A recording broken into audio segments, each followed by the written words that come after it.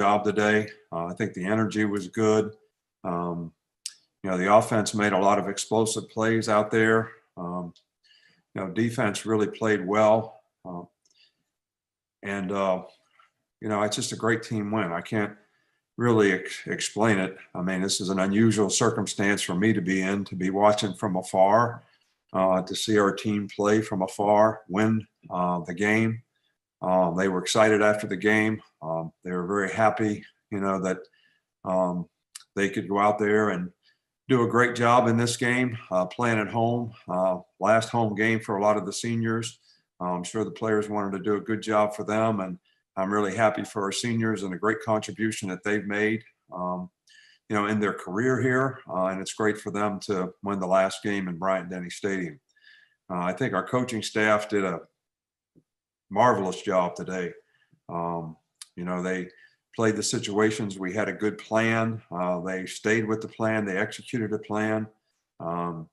Sark did a nice job of managing things. I sat here and felt a little helpless, that I could see things and, yell at things and listen to Miss Terry cheer downstairs. It's a little different, but still feels good to win. So I'm happy for our fans who support us. I know this is a big game for a lot of the people who support us, and it's just a great win for us. So I'm sure there's a lot of things that we could learn from this game, lessons that we'll learn and grow from and get better. That's something that you always want to focus on this time of year, that your team continues to improve and get better, because each game you play is a little more on the line. So it's really important that you can execute and play with consistency, and that's something that we'll have to strive for, in these next games that we have coming up here. Okay, guys, like I said, if you want to ask questions, please use the raise your hand function. We will start with Michael Casagrande. Yeah, Nick, just wondering, how many of those true in-game decisions did Steve have to make in his new role today? I didn't think there was a lot. I didn't think there was a lot of those, real tough situations that came up. A couple times that, we made it on third down that we might have gone for it on fourth down. And but those decisions really didn't come up. But I thought he was well prepared for, what he needed to do. And, I think he did a really good job. Okay, we'll go to Brett Hudson with the Tuscaloosa News. Yeah, Coach, how have you seen your pass rush grow and develop over the last few weeks to get to the point where they can affect Bo Nix like this? Well, I think that our entire defense has kind of, improved and gelled, together as a unit. All 11 guys playing better. I think we play a little better in the back end and what we were playing in the beginning. I think we've got a little better pass rush. I think we're using more players, now, which I think, enhances everybody's opportunities to have a role and be able to go out there and contribute.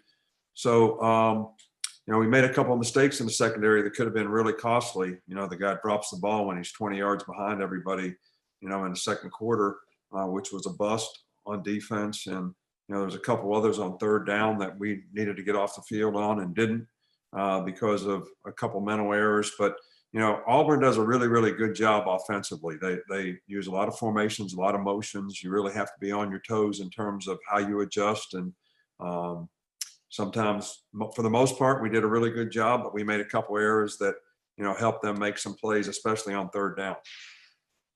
We'll go to Chris Walsh. Which was tougher for you today, not being on the headset or not being there for the pregame ceremony with the seniors and their families? Well, I think, that's a tough one. I think both are equally difficult to deal with when you're a coach and you have so much respect and admiration for this senior class and all that they've accomplished and all that they've done. But, this is one of the best classes of people, I think, that, we've ever had. Great leadership, really good character. They've inspired and impacted a lot of other guys on our team in a really positive way.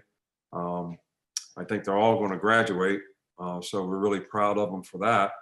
And I'm sure they're going to go on and be great ambassadors for the University of Alabama as well and have success in life because of who they are. And hopefully some of the lessons that they learned while they were here is going to will help them be more successful in life. But that was difficult. And then, not being there for the game. The Iron Bowl was such a great competitive venue that means so much to so many people. Man, it was really hard, especially the fact that I feel great. But I did what I could do to help prepare the team throughout the week. I was involved in everything that we could do, right up till 90 minutes before the game. And, then we just had to sit and watch from afar. So, but I think, the training and the discipline that you develop in people, carries over, whether you're there with them or not. I mean, no different than your kids. If you train your kids well and they make really good choices and decisions, you can trust them to go out and do it even when you're not around. So I think that speaks volumes for the character on our team and the leadership that we have that helps inspire everybody on the team to play with that kind of competitive character. We'll go with Aaron Settles. Nick, certainly Malachi Moore is not a finished product yet, but in terms of when sort of the light went on from him, when did you see that? Because he's been playing with a lot of confidence lately. Yeah, well, I think that early in the season, we saw a lot of stuff. Missouri, Ole Miss, those games were really tough for the defensive players, especially the young ones.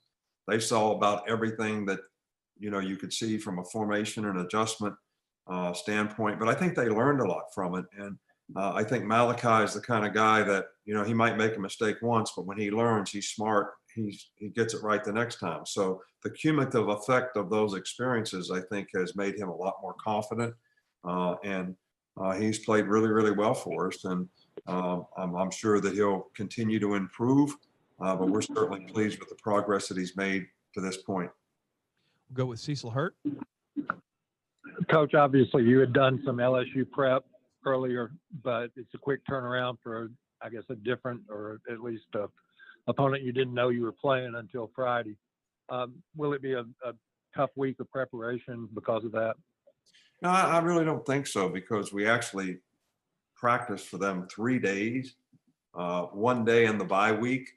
And then on Monday and Tuesday, when we thought we were going to play, and the game got canceled. So we actually had 3 days of work with them. Not that players are going to immediately sort of recall all that stuff, but because we've had some experience with that, I think that'll be beneficial in, to how we put the plan together. I think it's important this time of year. Look, this would normally have been the 12th game of the season, and we're still going to have 2 games left. And if we're fortunate enough to have success in those games, a 3rd game in the SEC championship and maybe more after that. So I think, we really got to try to take care of our team a little bit in terms of how we practice and how they recover and how we move forward with our team. So this is going to be a big game for us at LSU. It always is. They have a lot of really good players, and I don't care what their record is. They have a lot of talented guys. We thought that, when we were preparing for them before. So we'll, I don't feel like this is going to be an abnormal week for us. Okay, we'll finish up with Joseph Goodman from AL.com.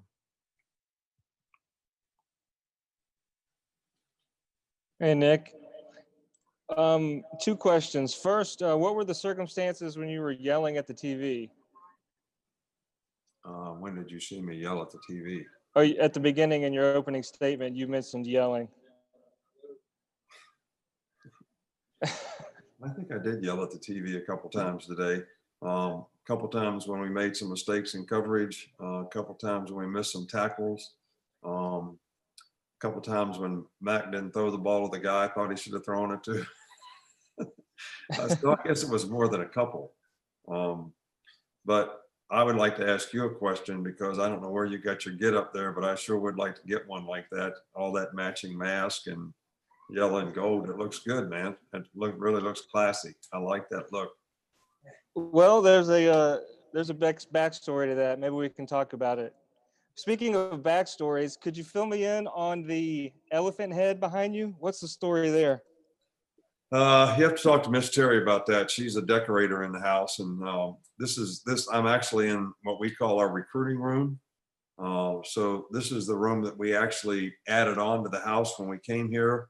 so that when we had recruits and their parents, that we would have a room large enough that we could have 60, 70 people and, have breakfast and, little line dancing at night, little shoot pool, little, play cards, develop relationships. So if you could see the whole room, there's quite a bit of Alabama paraphernalia around and lots of pictures that represent, a lot of positive things that have happened here, whether they're trips to the White House or receiving national championship trophies. And I guess that elephant's just a symbol of who we are at Alabama. All right, Coach. Thank you for the time, guys. That's all we've got. We'll have players here shortly. Thanks. All right. Thank you, guys.